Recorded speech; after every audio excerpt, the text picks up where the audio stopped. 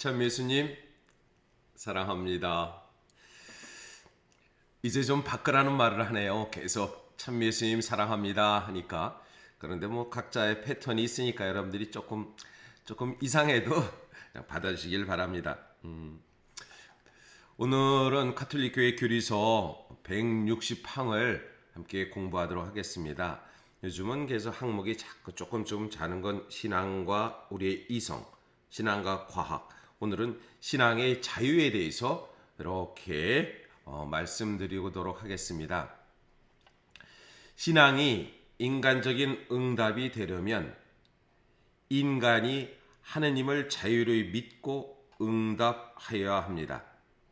그러므로 그 누구도 억지로 신앙을 받아들이도록 강요당해서는 안 됩니다. 사실 신앙 행위는 그 본질상 자유로운 것입니다. 하느님께서는 사람들이 영과 진리 안에서 당신을 섬기도록 부르시며 인간이 이에 양심으로 매이지만 강제 당하지는 않습니다. 이것은 예수 그리스도 안에서 잘 드러납니다. 사실 그리스도께서는 신앙과 회개로 초대하시지만 결코 이를 강요하시지 않습니다. 진리를 증언해 주셨지만 반대의 자들에게 그 진리를 힘으로 강요하지는 않으셨습니다. 그분의 나라는 진리를 증언하고 들음으로써 굳건해지며 사랑으로 밝혀집니다. 십자가에서 높이 들리신 그리스도께서는 그 사랑으로 인간을 당신께 이끌어 들이십니다. 신앙의 자유에 대해서 우리가 갖고 있는 그것은 하느님은 누구도 우리의 믿음을 간직할 때 믿음을 할 때 강요되거나 그 부분이 아니었습니다. 그렇지만 역사 속에서 신앙이 강제적으로 믿게 했던 시기도 있었고 믿고 싶지만 믿을 수 없었던 시기도 있었습니다. 우리들에게도 우리 한국 역사도 조선시대에 우리 캐톨릭이 들어올 때 신앙이 자유롭진 않았습니다. 박해 시기를 거쳤죠. 근 200년간의 박해 시기를 거치면서 우리 교회가 이렇게 하나하나씩 차곡차곡 탄단한 모습을 가졌습니다. 제가 며칠 전에 좋은 소식을 하나 들었습니다. 내년이 신부님 탄생 200주년입니다. 교황청을 통해서 내년 즉 금년 이 교회의 달력은 대림 시기부터 새해가 시작되는데요.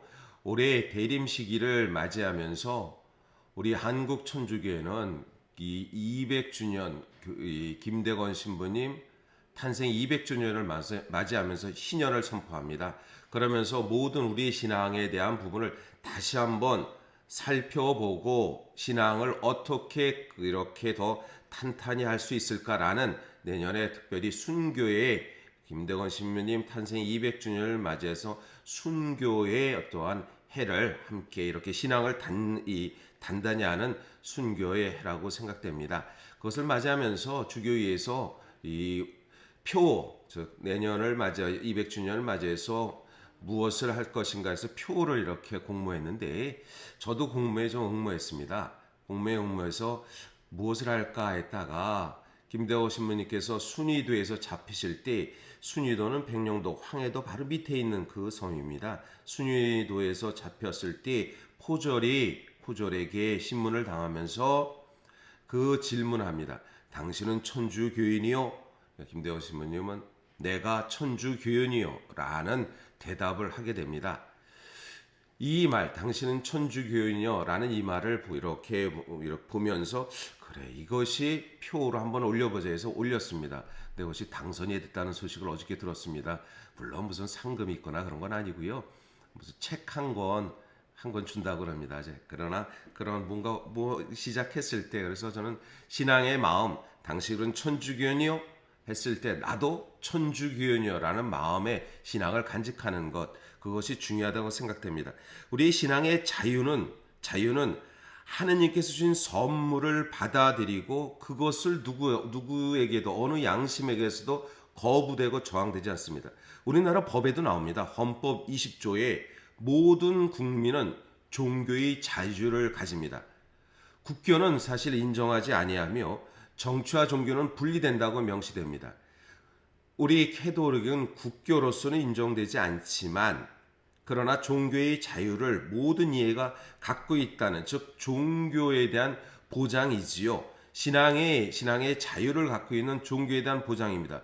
물론 정치와 종교가 분리된다는 헌법을 통해서 마치도 종교인들이 정치적인 그러한 것에 분리는 결코 아닙니다. 우리가 잘 이해해야 된다는 것은 헌법 20조에 나오는 종교와 정치는 분리된다라는 것은 국가가 종교를 통제하거나 국가가 종교 속에 귀속되거나 그것이 아니다라는 것에서의 분리지, 정치하는 것과 종교인들, 왜냐하면 프란치스코 교황님은 이런 말씀을 하십니다. 우리 캐톨릭 신자들은 모두 다 정치에 참여해야 됩니다라는 말씀을 합니다. 이것은 세계 질서를 움직이는, 국가 질서를 움직이는 곳 속에서 함께 종교가 함께 있는 것이지, 그러나 직접 정치에는 참여하지 않습니다. 여기에 좀 다른 거죠. 저희 종교인들이 무슨 시의원이 되고 구의원이 되고 또 국회의원이 되고 정부의 강요가 되고 이런 부분에서는 과거에는 그런 적이 있었습니다. 역사 속에. 이것이 아니라는 것입니다. 그것이 아니라 정치의 질서 안에서 종교가 갖고 있는 역할과 기능, 그래서 공의회 2차 바티칸 공의회 문헌에 2차 바티칸 공의회는 1962년에서 65년까지 간 공의회인데 공의회 문헌에 3억 헌장이라는 그 헌장이 있습니다. 그 내용은 세상 안에서 어떻게 우리 카톨릭 신자들이 살아갈 것인가, 그래서 거기에는 정치 질서에 관련됐고 그리고 또 경제에 관련됐고 문화에 관련된 부분을 한 내용들이 있습니다. 그래서 우리는 정치에도 함께 한다는 말을 이렇게 볼 수 있고요. 종교의 자유는 신앙, 그리고 종교적 행사, 종교적인 집회, 결사, 선교 활동에 대해서 적극적일 뿐만 아니라 신앙을 가지지 아니할 또 자유도 있다는 겁니다. 또 한편 무신앙도 그것은 자유입니다. 그렇지만 이 선교하거나 그럴 때에 받아들이는 적극성에 대한 부분에 대해서도 종교의 자유가 있다라는 것을 이렇게 얘기할 수 있는 것입니다. 진리를 증언해 주셨지만 반대자들에게 그 진리를 힘으로는 강요하지 않으셨습니다. 하느님의 나라, 주님의 나라는 진리를 증언하고 들음으로써 굳건해지고 사랑으로 넓혀진다는 말씀을 합니다. 십자가에 높이 들리신 그리스도께서 그 사랑으로 인간을 당신께 이끌어 들이십니다.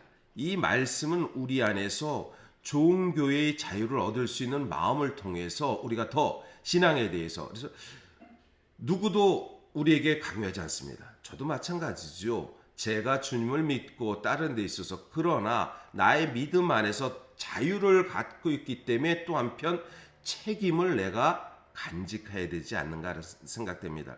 내가 받은 신앙, 그리고 내가 자유롭게 받아들였기 때문에 그것을 예라고 수긍하고 받아들이면서 더 깊이 있게 주님을 따르고 믿는 것, 이것이 우리 마음의 어떠한 신앙의 기쁨이, 신앙의 자유로움이 그 안에 있음을 다시 한번 생각했으면 좋겠습니다. 사도 바오로는 그리스도를 통해서 자유인이 됩니다. 우리 역시 그리스도를 통해서 자유인이 됐음을 다시 한번 기억하는 오늘이 되시기를 바라겠습니다. 아멘.